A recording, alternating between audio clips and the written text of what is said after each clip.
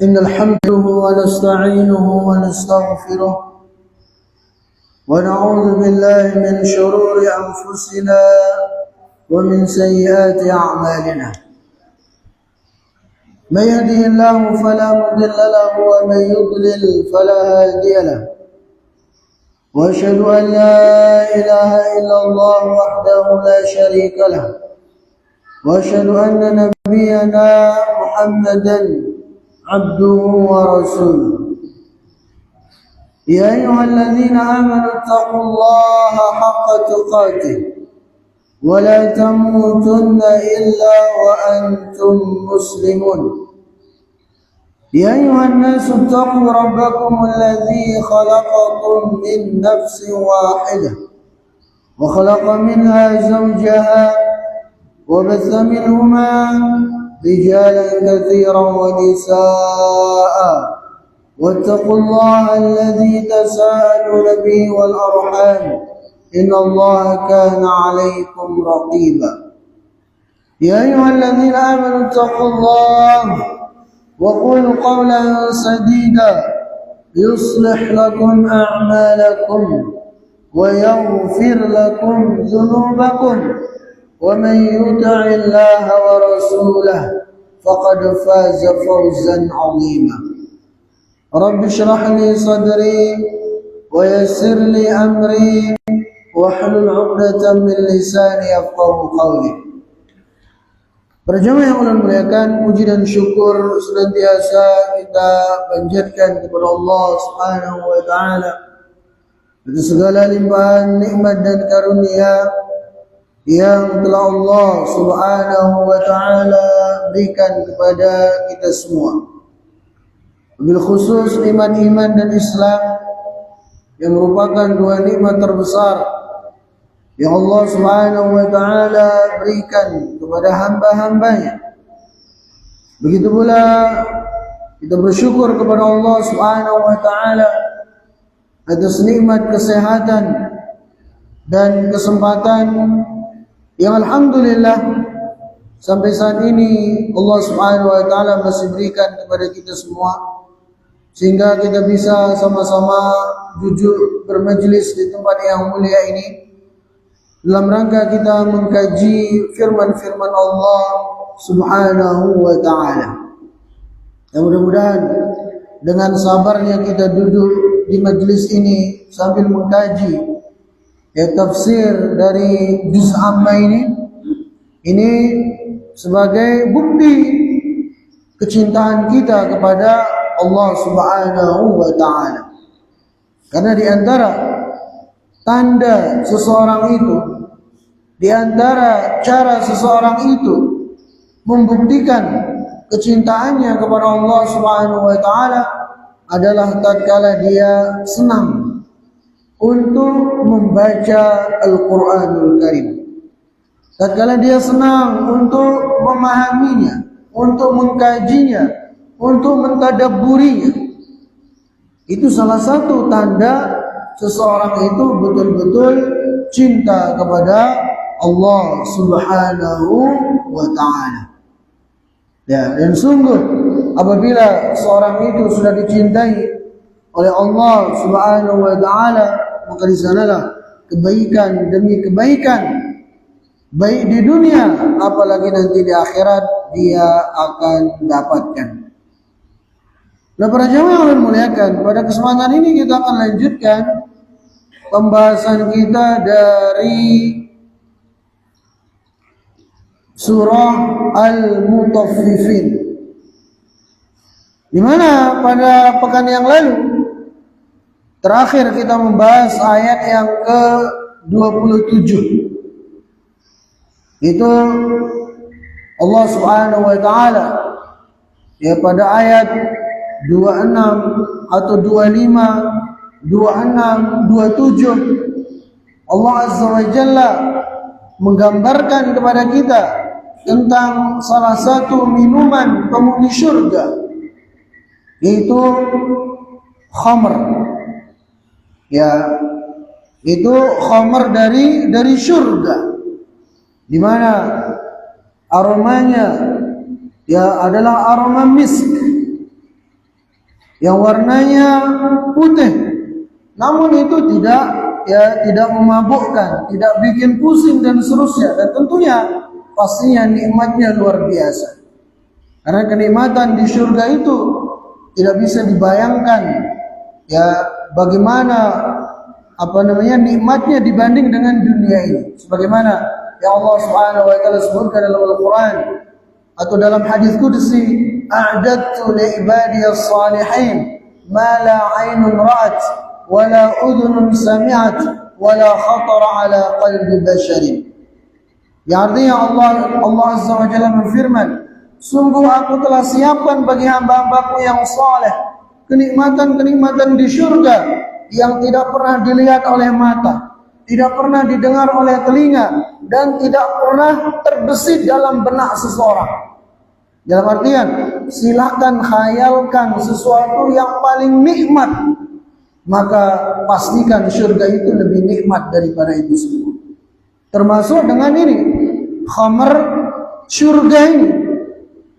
Di mana pada ayat yang terakhir kita bahas pada pekan lalu, Allah berfirman, wa mizajuhu min tasnim. Bahwasanya campuran dari khamar itu adalah tasnim. Ya, tasnim adalah mata air yang berada di surga yang paling tinggi, itu di surga Firdaus. Nah, campuran khamar itu berasal dari mata air tasnim yang ada di surga paling tinggi. Nah, kemudian para jamaah yang belum melihatkan pada ayat yang ke-28, Allah Subhanahu wa taala kemudian mensifati tentang tasnim ini. Itu tentang mata air yang ada di surga Firdaus, surga yang paling tinggi. Allah berfirman, "Ainan yashrabu bihal muqarrabun."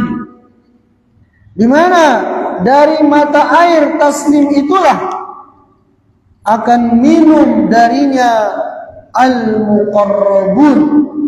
Itu orang-orang yang dekat dengan Allah Subhanahu wa taala, orang-orang yang didekatkan dengan Allah Subhanahu wa taala. Ini menunjukkan kepada kita, ya para jamaah yang Allah muliakan, bahwasanya yang akan minum dari tasnim, mata air tasnim itu hanyalah orang-orang muqarrabun yang akan minum dari tasnim yang murni. Tapi kalau yang campuran itu ya akan meminumnya al-abrar. Ya. Nah, ini menunjukkan kepada kita bahwasanya manusia nanti di hari kiamat atau bahkan di dunia ini itu terbagi menjadi 3. Ya, ada al-muqarrabun atau dikenal juga dengan as-sabiqun. Ini yang level tinggi. Ya, yang Allah Azza wa Jalla sebutkan dalam Al-Quran dari kalangan para nabi, para siddiqin, para syuhada. Ya, mereka adalah al-muqarrabun dan dinamai juga dengan as-sabiqun. Kemudian ada derajat manusia yang berada di tengah-tengah. Itu siapa mereka? Mereka adalah al-muqtasid atau dikenal juga dengan al-abrar yang disebutkan dalam surah Al-Mutaffifin. Innal abrara lafi na'im. Sesungguhnya orang-orang abrar berada dalam kenikmatan. Ya, orang-orang al-abrar ini juga masuk surga. Tapi surganya tidak setinggi al-muqarrabun, tidak setinggi al-sabiqun. Kemudian ada juga manusia yang dikenal dengan zalimun li nafsihi. Itu orang-orang yang menzalimi dirinya. Dan ini sebagaimana yang Allah Subhanahu wa taala sebutkan dalam surah Fatir ayat 32. Tsumma awrathna al-kitab alladzina astafainahum min ibadina. Kemudian kami wariskan Alkitab itu kepada orang-orang yang kami pilih dari hamba-hamba kami, yaitu para nabi dan rasul. Ya, kemudian mereka menyampaikan kepada manusia, faminhum zalimun li nafsi wa minhum muqtasid wa minhum sabiqun bil khairat. Di mana di antara manusia itu, ya, ada dari mereka yang zalimun li nafsi. Ini yang paling rendah. Ya, kemudian ada dari mereka yang muqtasid, yang pertengahan. Ini juga selamat, tapi surganya masih pertengahan. Kemudian ada yang sabiqun bil khairat. Ini yang paling tinggi posisinya. Begitu pula dalam surah Al-Waqi'ah, Allah Subhanahu wa taala menyebutkan pembagian manusia menjadi 3. Allah Subhanahu wa taala berfirman, wa kuntum azwajan thalatha. Dan kalian manusia itu terbagi menjadi 3 kelompok. Wa ashabul yamin ma ashabul yamin.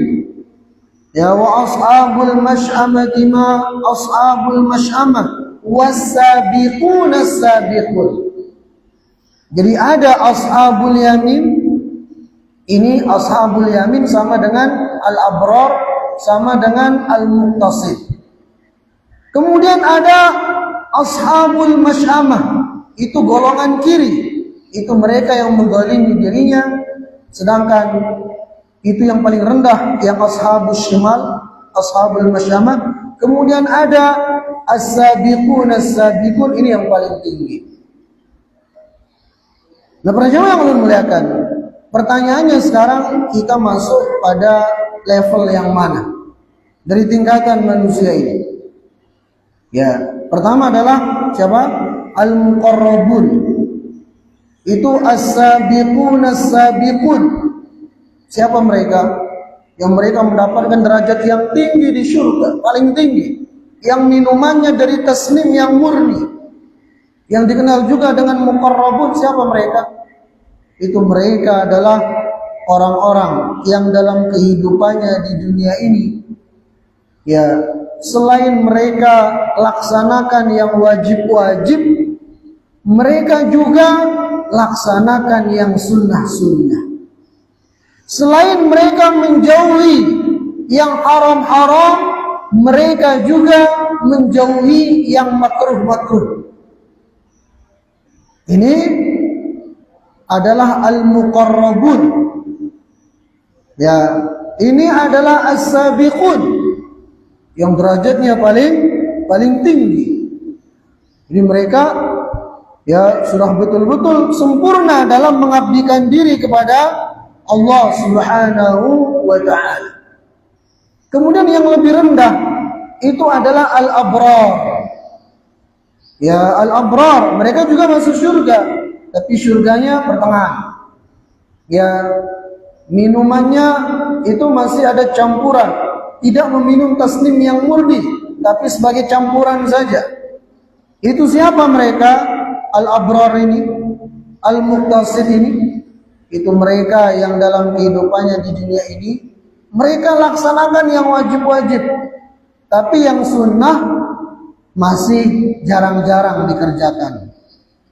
Ya, mereka tinggalkan yang haram-haram, semua mereka tinggalkan. Tapi yang makruh kadang masih dilakukan. Ini muqtasid. Ya, orang seperti ini dia muqtasid. Mungkin dia terjerumus ke dalam dosa, mungkin dia terjerumus ke dalam maksiat, tapi dia segera kembali kepada Allah, bertaubat kepada Allah Subhanahu wa taala. Dia ganti keburukannya dengan kebaikan. Nah, ini namanya orang muqtasid, orang abrar, yang Allah Subhanahu wa taala janjikan kenikmatan bagi mereka walaupun tidak senikmat al-muqarrabun tadi. Kemudian level manusia yang paling rendah adalah al-zalimu li nafsihi. Itu mereka yang menzalimi dirinya sendiri. Itu dari kalangan orang-orang kafir. Begitu pula dari kalangan kaum muslimin tapi yang ahli maksiat, yang hari-harinya bermaksiat kepada Allah Subhanahu wa ta'ala. Maka ini orang namanya adh-dhalimu li nafsi, itu orang yang telah menzalimi dirinya sendiri, atau dinamakan juga dengan ya ashabul masy'amah, itu golongan kiri. Ya, maka jangan sampai kita termasuk golongan yang terakhir ini sehingga terancam neraka.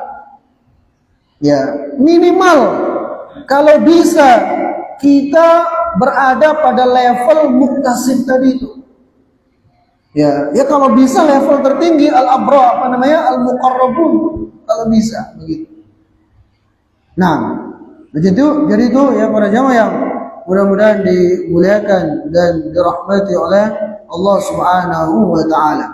Jadi Allah berfirman pada ayat 28, "Ainan yashrabu bihal muqarrabun." Bahwasanya mata air tasnim itu adalah mata air yang hanya diminum oleh al-muqarrabun, orang-orang yang didekatkan dengan Allah Subhanahu wa taala. Orang-orang yang surganya di level tertinggi, surga Firdaus. Yang atas dari surga Firdaus itu adalah Arsyur Rahman, arsy-Nya Allah Subhanahu wa taala. Dan ini sebagaimana juga yang dikatakan oleh sahabat Abdullah ibnu Abbas. Bila mengatakan tasnim huwa ainun lil muqarrabin wa yumzaju li ashabil yamin. Jadi tasnim itu adalah mata air atau minuman, ya, mata air yang murni diminum oleh orang-orang muqarrabin, namun akan menjadi campuran minuman bagi ashabul yamin, itu al-abrar atau al-muqtasid tadi. Itu kata sahabat Abdullah ibnu Abbas radhiyallahu taala anhu. Nah, para jamaah yang mudah-mudahan dimuliakan dan dirahmati oleh Allah Azza wa Jalla, maka pada ayat ke-28 ini adalah akhir dari pembahasan tentang al-abrar. Dan ini tema ketiga dari surah Al-Mutaffifin. Ya.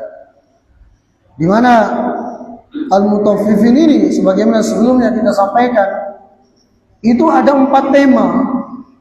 Ya, dari ayat 1 sampai ayat 6 Allah Subhanahu wa taala berbicara tentang orang-orang yang curang, orang-orang yang culas dalam timbangannya, serta ancaman-ancaman bagi mereka. Kemudian dari ayat 7 sampai ayat ke-17, di sana Allah Subhanahu wa taala berfirman tentang orang-orang fujar, ya, orang-orang kafir dan ahli maksiat, dan ancaman-ancaman bagi mereka.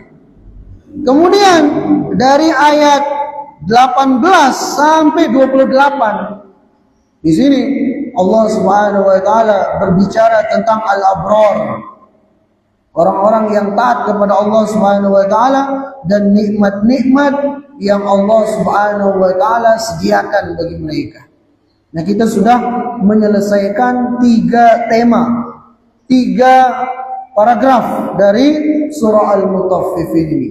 Sekarang pada ayat yang ke-29 ini kita akan masuk pada tema, atau bisa kita katakan paragraf keempat, yaitu tentang pemaparan kejahatan-kejahatan orang-orang kafir kepada kaum muslimin beserta bantahannya.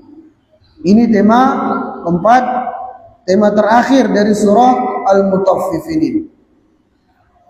Allah Subhanahu wa taala berfirman pada ayat ke-29 ini, "Innal ladzina ajramu kanu minal ladzina amanu yadhhakun." Yang artinya sesungguhnya orang-orang ajram, orang-orang yang mujrim, orang-orang yang jahat. Siapa maksudnya ini orang-orang yang jahat, orang-orang mujrim? Ya, orang-orang kafir. Ya. Kanu minal ladzina amanu yadhakun.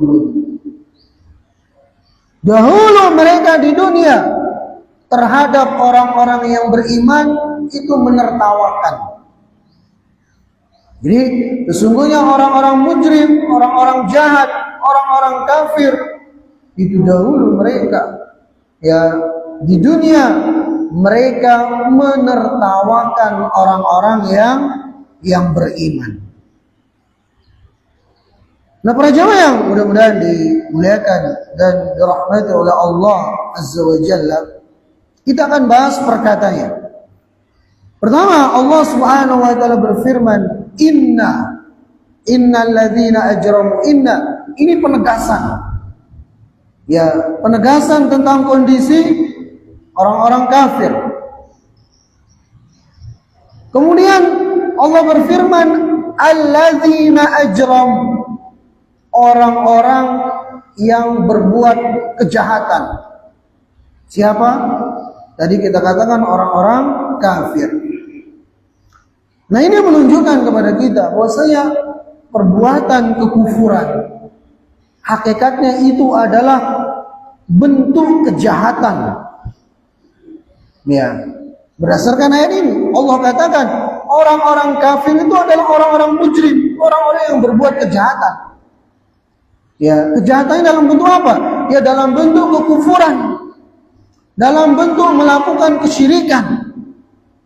Dan kejahatan yang paling besar kaitan dengan hak Allah Subhanahu wa taala adalah ketika seseorang melakukan kesyirikan, ketika seseorang melakukan kekufuran.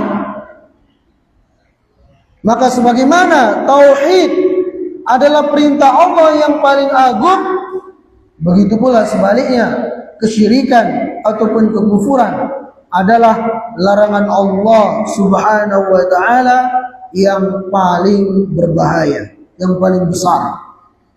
Makanya dosa yang paling pertama yang wajib untuk kita jauhi adalah kesyirikan dan kekufuran. Nah, orang yang berbuat kesyirikan, itu hakikatnya orang yang tidak tahu diri. Sudah dikasih nikmat luar biasa, malah menyembah Tuhan yang memberikan dia, yang tidak memberikan dia nikmat tersebut. Makanya Rasulullah Sallallahu Alaihi Wasallam bersabda tatkala ditanya, "Ayyud dzambi a'zam?" Kata seorang sahabat, "Wahai Rasulullah Sallallahu Alaihi Wasallam, dosa apa yang paling besar?" Maka kata Nabi Sallallahu Alaihi Wasallam, "An taj'ala lillahi niddan wa huwa khalaqaka." Dosa yang paling besar itu adalah ketika engkau menjadikan sekutu bagi Allah, padahal Allah Subhanahu wa taala yang menciptakanmu. Padahal Allah Subhanahu wa taala yang memberimu rezeki, tapi engkau sekutukan dia dengan makhluknya. Ini kan kejahatan yang luar biasa. Makanya dikatakan di sini orang-orang musyrik, orang-orang kafir adalah orang-orang mujrim, orang-orang jahat. Maka oleh karena itu wajib bagi kita untuk menjauhi perbuatan syirik ini khususnya sejauh-jauhnya. Kemudian firman Allah Subhanahu wa taala, yadhakun. Yadhakun ini fiilnya namanya fiil mudhari. Dalam Al-Quran biasanya atau dalam bahasa Arab, kalau sesuatu itu diungkapkan dengan fiil mudhari, itu menunjukkan terus-menerus dilakukan. Terus menerus, bahkan menjadi kebiasaan orang itu, menjadi watak karakter yang melekat pada dirinya. Maka di sini dikatakan innal ladzina ajramu kanu minal ladzina amanu yadhakun. Sesungguhnya orang-orang mujrim, orang-orang jahat atau orang-orang musyrik dan kafir itu, mereka sudah terbiasa, sudah menjadi watak mereka, sudah menjadi karakter mereka untuk menertawakan orang-orang yang beriman. Ya, khususnya dahulu di zaman Nabi Sallallahu Alaihi Wasallam.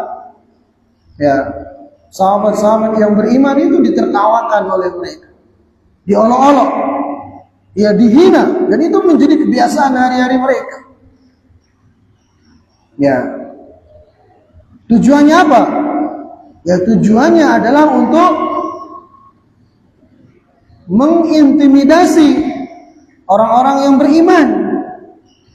Ya, untuk menjadikan mereka kemudian merasa tidak kuat dengan keimanannya. Ya, dan ini yang terjadi di zaman sekarang ini.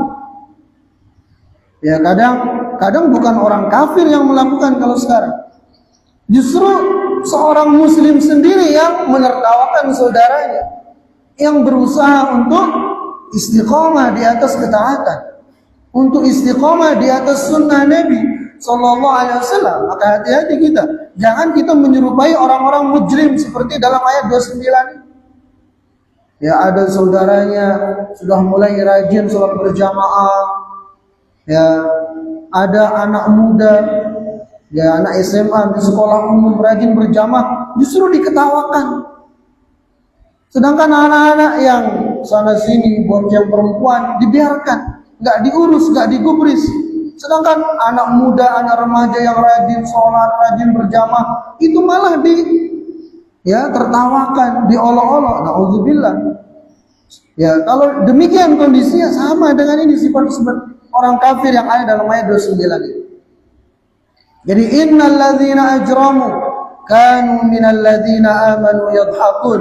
Sesungguhnya orang-orang jahat, orang-orang mujrim dari kalangan orang-orang kafir dan musyrik, itu kebiasaan mereka adalah menertawakan, mengejek ya orang-orang yang beriman.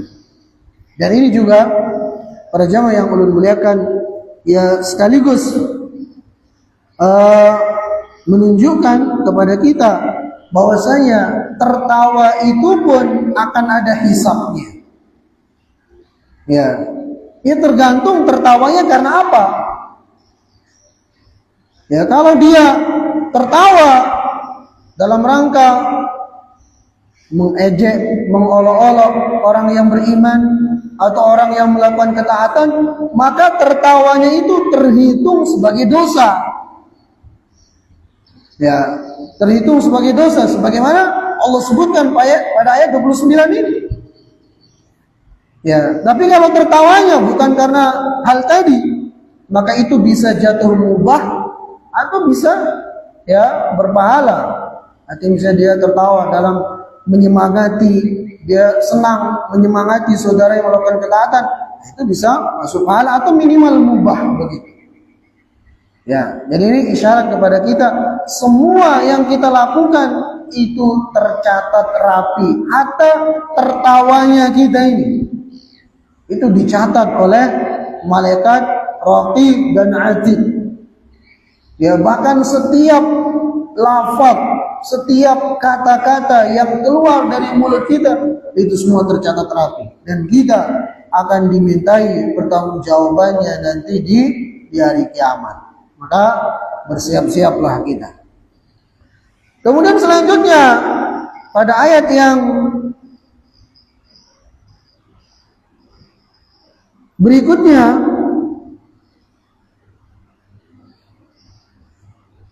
Allah Subhanahu wa taala berfirman, "Wa idza marru bihim yataghamazun." Ini juga masih Allah Subhanahu wa taala masih berbicara tentang bagaimana orang-orang kafir mengejek orang-orang yang beriman. Allah berfirman, "Wa idza marru bihim yataghamazun." Yang artinya, dan apabila mereka melewati mereka, maka mereka akan memperolok-olok.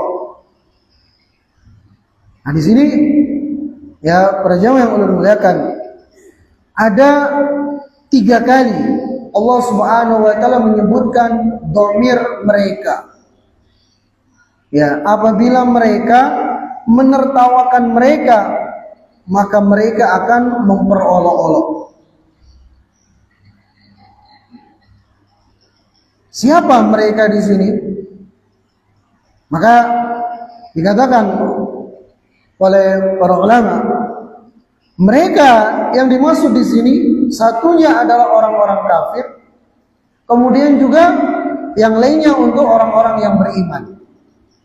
Jadi kalau kita katakan apabila mereka orang-orang kafir ya melewati orang-orang yang beriman, maka mereka akan menertawakannya.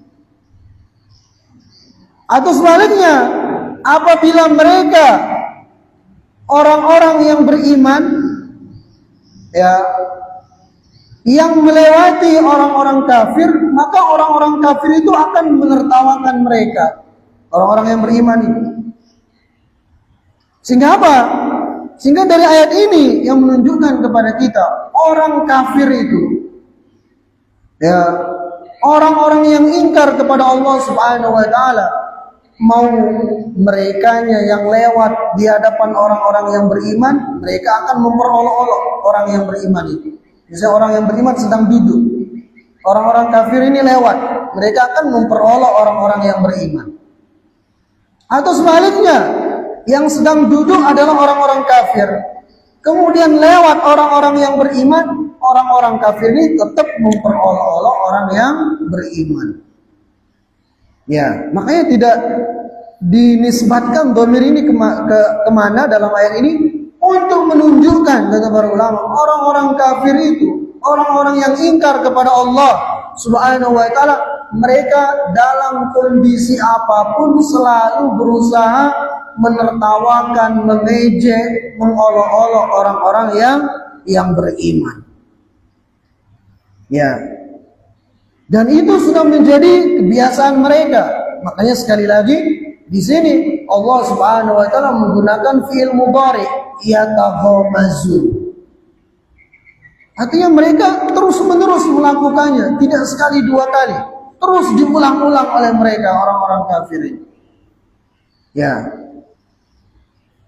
Nah kemudian para jamaah yang mudah-mudahan dimuliakan dan dirahmati oleh Allah Azza wa Jalla, kenapa orang-orang kafir seperti itu kondisi mereka? Terus-menerus berusaha ya memperolok-olok orang yang beriman, menertawakan mereka. Ya sebabnya adalah karena mereka kufur, khususnya terhadap hari kiamat. Dan ini sekaligus menunjukkan kepada kita bahwasanya orang itu kalau hatinya sudah rusak, kalau akidahnya sudah rusak, maka itu akan nampak pada tingkah lakunya. Ya, maka Rasulullah SAW bersabda ya tentang hati itu, idza saluhat saluhal jasadu kullu wa idza fasadat fasadal jasadu kullu. Jadi kalau hati itu sudah baik, maka anggota tubuh yang lain akan ikut baik pula. Tapi kalau hati seorang sudah buruk, maka anggota tubuh yang lainnya akan ikut buruk pula. Begitu pula. Kenapa mereka ya menjadi kebiasaan mereka memperolok-olok orang-orang yang beriman? Ya karena mereka tidak percaya dengan hari kiamat, tidak percaya dengan hari pembalasan, sehingga mudah bagi mereka untuk mengejek, memperolok-olok orang-orang yang beriman. Dan tujuan mereka apa? Ya tujuan mereka menertawakan orang-orang yang beriman, ya memperolok orang-orang yang beriman. Di antaranya adalah untuk menjatuhkan mental ya kaum muslimin, supaya orang-orang Islam itu, supaya orang-orang yang beriman itu minder dengan ajaran Islam itu sendiri, minder dengan statusnya sebagai seorang muslim. Ya, nah mereka orang-orang kafir itu ya berusaha untuk mengejek, mengolok-olok, khususnya di zaman kita sekarang ini. Ya bagaimana dibuat ya apa istilahnya ungkapan-ungkapan ya atau apalah di media sosial untuk menjadikan seorang muslim itu merasa malu dengan agamanya sendiri. Ya, merasa malu dengan syariatnya sendiri, merasa malu untuk mengamalkan Islam itu sendiri. Ya, di zaman sekarang seperti itu. Dan itu memang tujuan orang-orang kafir. Dan juga tujuannya adalah untuk menghalangi orang lain dari beriman kepada Allah Subhanahu wa ta'ala. Dan juga para jamaah yang ulun muliakan, dari firman Allah Subhanahu wa ta'ala, yataghamazun. Yataghamazun ini dalam bahasa Arab menunjukkan perbuatan yang terjadi dari kedua belah pihak. Ya, itu wazannya tafa'ala yatafa'alu. Kalau yang belajar sharaf, menunjukkan memang ya terjadi dari kedua belah pihak. Artinya apa? Orang-orang kafir itu, orang-orang musyrik itu, mereka saling tolong menolong, mereka kerjasama untuk menjatuhkan kaum muslimin, kerjasama untuk merusak agama Islam ini, kerjasama untuk ya menjadikan kaum muslimin ya malu dengan agama mereka sendiri. Mereka kerjasama. Lah pertanyaannya, kalau orang-orang kafir saja mereka bisa bahu-membahu, bisa kerjasama untuk melawan Islam ini, kenapa kita umat Islam justru ya tidak bisa bekerja sama, tidak bisa bersatu? Padahal ini perintah dari agama kita. Ya makanya Rasulullah SAW itu ketika mengutus dua sahabat untuk berdakwah ke Yaman, itu sahabat Mu'adz bin Jabal dan Abu Musa al-Asy'ari, kata Nabi SAW, "Basyira wa la tunaffira, wa yassira wa la tu'assira, wa taqawa'a wa la takhtalifa." Kata Nabi SAW, wahai Mu'adz, wahai Abu Musa, kalian berdua nanti ketika berdakwah di Yaman, hendaknya kalian berikan kabar gembira kepada orang dan jangan jadikan orang-orang lari. Hendaknya kalian berdua memberikan kemudahan kepada orang lain dan jangan mempersulit. Kemudian kata Nabi SAW, wa taqawa'a wa la takhtalifa. Hendaknya kalian berdua itu kerjasama. Ya, dan jangan berselisih. Ini pesan Rasulullah SAW kepada kita. Ya, harusnya kita umat Islam yang lebih berhak untuk bahu membahu, ya bekerja sama untuk melawan orang-orang yang memusuhi agama kita ini. Ya, bukan malah kemudian kita yang pecah belah, ya saling mengkafirkan, naudzubillah dan seterusnya. Nah, kemudian para jamaah yang mudah-mudahan dimuliakan dan dirahmati oleh Allah Azza wa Jalla.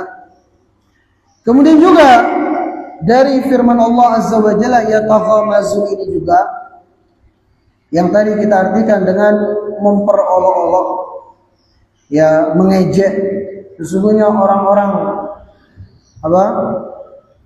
wa idza marru bihim yataghamazun, itu orang-orang kafir ketika mereka lewat ya di hadapan orang-orang yang beriman, atau orang-orang beriman lewat di hadapan mereka, mereka memperolok-olok, ya. Yataghamazun itu artinya mengejek dengan gerak-geri anggota tubuh, khususnya wajah gitu. Itu arti taghamaza. Ya, taghamaza antara dua orang biasanya. Ya, itu mengejek seseorang dengan mimik tubuh. Itu arti taghamaza. Misalnya A dan B. A dan B ini sama-sama orang nggak benar. Kemudian ada si C. Si C ini orangnya soleh, orangnya taat. Ketika si C ini lewat di depan A dan B, si A dan si B itu mengolok-olok si C ini dengan mimik wajahnya. entah matanya yang diangkat begini sambil menunjuk kepada si C. Ya, itu namanya taghamaza dalam bahasa Arab. Atau mungkin alisnya yang diangkat begitu sambil mengisyaratkan kepada si C. Atau mungkin mulutnya yang dibuat sewot atau apa, ya, untuk mengolok-olok si C tadi itu. Nah, itu namanya yataghamazu. Dan inilah yang dilakukan oleh orang-orang kafir dahulu, khususnya di zaman Nabi Sallallahu Alaihi Wasallam. Ketika lewat sahabat-sahabat yang sudah beriman kepada Nabi SAW, maka orang kafir sesama kafirnya itu saling, ya, membuat isyarat-isyarat untuk mengejek orang yang beriman ini. Itu namanya yataghamazun. Nah, maka jangan sampai kita seperti orang-orang kafir seperti ini. Ya, dan betapa banyak orang yang terjerumus dalam hal ini. Ada saudaranya lewat, dia sama kawannya saling, ya, apa bahasa kita itu? Dicelengin katanya. Menyelek atau apa. Itu ternyata memang, ya, disebutkan juga dalam Al-Quran orang-orang punya sifat seperti itu. Dan ini kebiasaan orang-orang kafir. Firman Allah Subhanahu wa taala dalam surah Al-Mutaffifin ayat 30 ini. Dan ingat, ya para jamaah yang mudah-mudahan dimuliakan dan dirahmati oleh Allah Subhanahu wa taala, bahwasanya semua yang dilakukan oleh anggota tubuh kita ini akan ada pertanggungjawabannya nanti di hari kiamat. Ya, Allah berfirman dalam Al-Quran, "Innas sam'a wal basara wal fu'ad kullu ulaika kana 'anhu mas'ula." Sesungguhnya pendengaran, penglihatan kita, ya, bahkan hati kita, itu semua akan ada pertanggungjawabannya nanti di hari kiamat. Apa yang kita lakukan mungkin seperti ini, ya, misalnya mengolok-olok saudara kita dengan gerakan-gerakan tertentu dari tubuh kita, itu semua tercatat oleh malaikat raqib dan atid, dan kita akan dimintai pertanggungjawabannya nanti di hadapan Allah Subhanahu wa taala. Nah, para jamaah yang memuliakan, ini yang ulun bisa sampaikan pada kesempatan ini, ya, dari surah Al-Mutaffifin ayat 28, 29 dan 30. Insyaallah kita akan lanjutkan pada kesempatan yang akan datang pada ayat yang ke-31. Subhanakallahumma bihamdika asyhadu an la ilaha illa anta astaghfiruka wa atubu ilaik. Assalamualaikum warahmatullahi wabarakatuh.